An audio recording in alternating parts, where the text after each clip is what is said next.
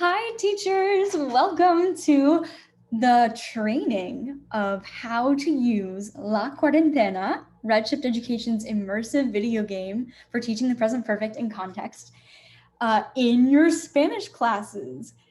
This video, I'm hoping, is going to remove all the questions about how does this actually work and jump you straight to the excitement of all that this game can offer. Specifically, having every single student engage in the target language, producing and comprehending at their pace, and knowing that you don't actually have to be up in front of the classroom talking and storytelling all day, every day for the students to still get comprehensible input. Oh, I'm so excited. So let me share my screen and show you. I'm going to kind of walk you through what this is so you know how to make the most of this little guide. I hope that this little list is helpful for you too. But basically, there's three parts. The first thing you got to do is ensure that the students feel comfortable forming the present perfect tense, because if they're still kind of stuck on how to form it, when they have to solve authentic problems using the present perfect tense, they're going to get kind of stuck. And so you can check that the students are relatively solid on that basic formation of that grammar construction, the present perfect tense, by using this activity as a Flipgrid. And of course, if you prefer to use this if you prefer to do a writing exercise, you're welcome to do that. I'm really big in Flipgrid in my class. And so you can literally copy and paste everything in the green box and put it into Flipgrid. And what I've done for you is I've given you a video that you can have the students watch on their own. This is especially great if you've got a one-to-one classroom or you assign this for homework. Watch a video to review the formation of the present perfect tense, good old Senior Jordan.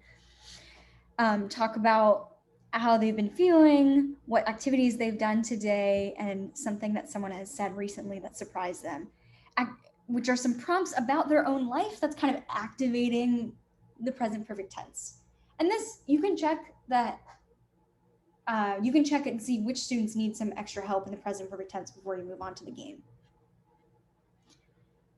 Then, I want you to use authentic sources that I've already found and linked all here for you to introduce vocabulary related to quarantine, related to public health, related to how Spanish-speaking countries have been responding to the pandemic. And so I've written out everything and linked everything I possibly could, including, YouTube video clips from Spanish-speaking native speaker news channels to links to news articles so that you don't have to search for these articles and authentic sources. You can just pop them into your LMS like Google Classroom or Schoology, whatever you use at your school. And then I included a comprehension check activity that I described there. If you have any questions, let me know. All planned out here for you. My goal is to make it super easy. You don't have to think, just pick this up and run with it. I included an exit ticket at the end there. If you're working in an online environment, I've got a little note for how you can use breakout rooms to do that. And then I included rubrics for you for both the individual part of that first activity, that Flipgrid activity, as well as the group portion of the activity, which you're welcome to use as is, adjust to your needs, of course. Make it better, please. All right, you finish the Flipgrid and you finish the, so you finish the Flipgrid, you finish the interpreting news articles and listening to newscasters talk about the vocabulary of, using the vocabulary of the quarantine. Now it's time to actually jump into Redshift's game, La Cuarentena. And La Cuarentena, it's important for you to know, is split into two parts of the game. So there's a tutorial that you can have the kids play, and then La Cuarentena has part 1 and part 2. This during activity is for part 1. So as the students play through part 1, or parte uno, they're going to interview members of the community in the game. They're going to interview members of that virtual town and figure out, first of all, what each person's name is at every one of these icons. But more importantly, like what they need and what strengths they have, what's good about their situation right now. And the goal is for the students to take in through these dialogues, these authentic dialogues with each of these characters, take in all this information, including the small talk, including the jargon, including the slang, right? And distill down the key points, like what really is the main ideas of this conversation. And so this is where they're going to take notes on what's the gist, what's the main takeaways of every conversation that they had.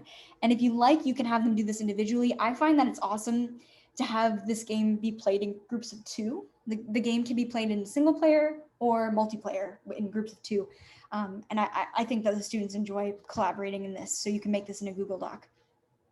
Just make a copy of this and put it in your Google Classroom or your Schoology, what have you. If you want an example of how this works, I made a video, which you can click here to view, showing you how this during activity works in action. It just has a little bit older graphics of the game. But basically, students take notes here as they go through the game, because what they learn through talking to all the community members in part 1 of the game, they're going to need to use in part 2 of the game.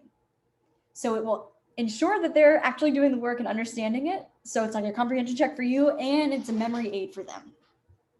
Really cool. I also included some nerdy pedagogical speak.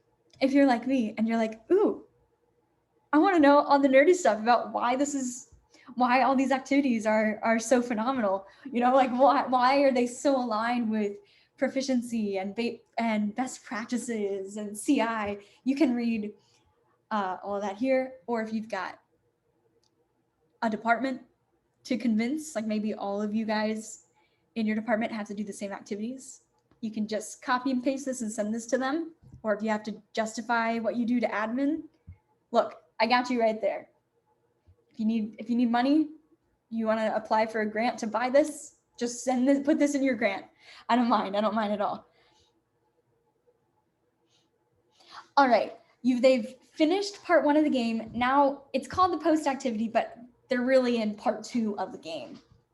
And so here I describe what happens in part 2 of the game, and then again, how you can justify this and talk about how awesome it is to other members of your department, admin, what have you. Basically, the lowdown is in part 1 of the game, like I mentioned, the students either individually or in groups of 2, I recommend groups of 2, are going around that virtual town trying to really understand every single community member's individual situation. And then in part 2, they're playing some problem solving. They're playing kind of a puzzle. They're like, okay, the visitor center owner has this billboard that they can no longer afford the payments of the loan on. And this police officer says they're having trouble getting the word out about public service announcements about social distancing. Maybe the police department or the police station could pay the visitor center for that billboard space to give the visitor center funds to pay for their loan, and the police officers an avenue to share their PSA, for an example. And so it's this kind of critical thinking, again, using the present perfect tense in context, using the quarantine vocabulary in context, all in authentic conversations, right? But they're not focused on just drilling the grammar or giving you particular words back you told them to memorize. They're really solving a problem, hopefully with a partner if you've chosen the 2-player route. It's super fun, and you can read all about the nerdy pedagogical rationale behind it here. And I hope that this is helpful for you, and that, again, my goal is for you to just be able to buy this game or get your department or your school to buy the game for your students, and for you to just have fun. You don't have to worry about collecting the Flipgrid prompts and the authentic sources and creating all the rubrics. No, this is for you. It's for your students to enjoy and to get authentic input and to encourage output, but it's also for you so you can take a breather, enjoy your students enjoying the language, and not be so stressed out. I hope that it's helpful. Thank you so much for being here. Again, my name is Maria Jernigan from Redshift Education. If you haven't bought the game, you can click here, or at the bottom, there's a link here. And you're welcome to email me with any questions, maria@redshift-education.com. Thank you so much. Have a wonderful day, teachers. Adios.